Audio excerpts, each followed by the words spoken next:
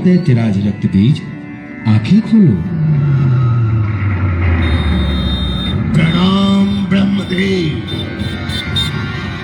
तुम असुरों की तपस्या भूमंडल हिलाने वाली होती है और तुम्हारे तप से मेरा आसन भी डोल गया।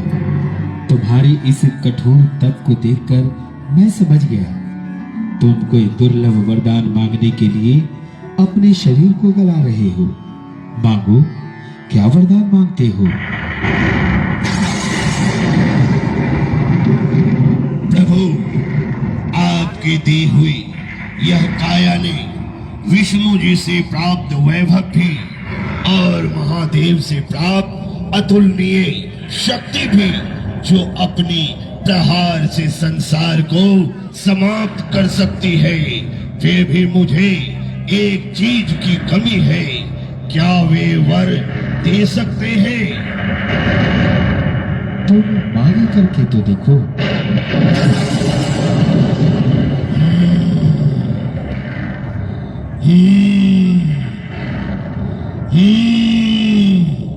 अमृतत्व, मुझे अमृतत्व का वरदान चाहिए।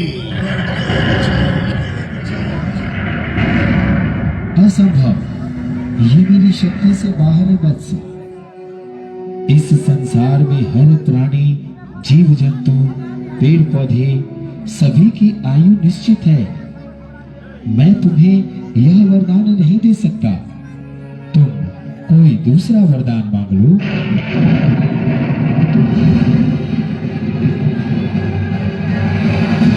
ठीक है प्रभु, मुझे यह वरदान दीजिए कि संसार की कोई भी पशु पक्षी देवतागण मुझे मार ना सके और मेरा जितना रक्त पृथ्वी पर गिरे, मेरे ही जैसा रक्त बीज उत्पन्न हो सके। ऐसा ही होगा वत्स।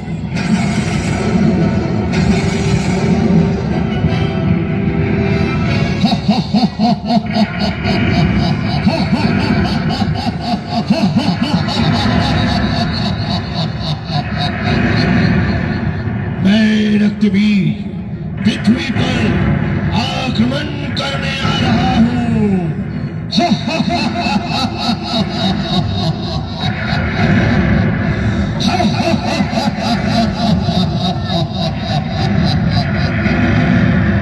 मैं सभी पृथ्वीवासियों को मार डालूंगा।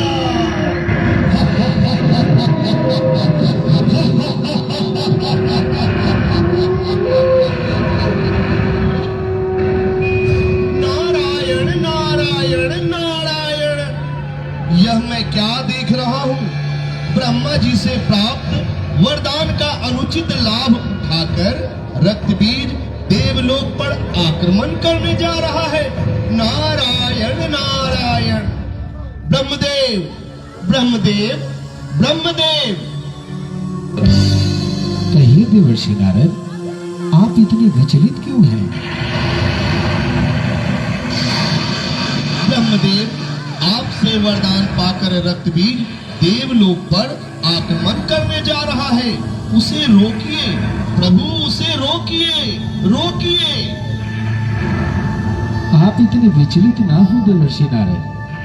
दैत्य शक्तिशाली अवश्य होते हैं, परंतु ये शक्ति विहीन भी होते हैं। मैं कुछ समझा नहीं प्रभु, स्पष्ट रूप से कहिए। हे देवर्षि नारद, रक्तबीज ने किसी के हाथों ना मरने का वरदान मांगा है, अतः उसका वध तो कोई स्त्री ही कर सकती है। नारायण नारायण नारायण। आपकी बुद्धि की प्रशंसा तो करनी होगी प्रभु, पर वह अद्भुत स्त्री कौन है जो रक्तबीज का वध करेगी? सभी देवी देवताओं की सम्मिलित शक्ति से उत्पन्न आदि शक्ति जगत माता काली। देवर्षि, आप माता काली का आवाहन कीजिए। जो आपकी आज्ञा प्रभु। हे महाकाली, प्रकट हो माँ, प्रकट हो माँ। इस संसार की रक्षा के लिए प्रकट हो माँ, प्रकट हो।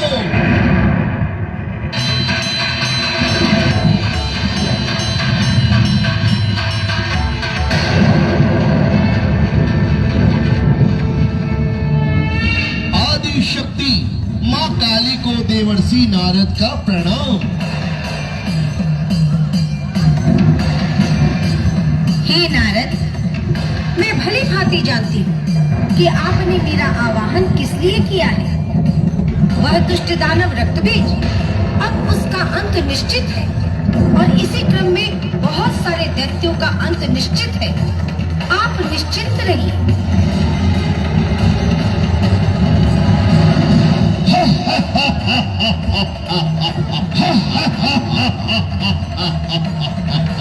तुम्हारी परिश्रम व्यर्थ है काली।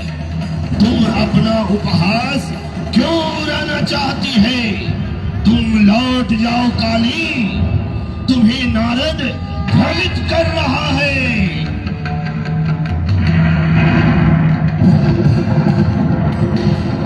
हे सुंदरी, आप तो संसार की सभी स्त्रियों में सुंदर हो। संपूर्ण त्रिलोक मेरे अधिकार में है।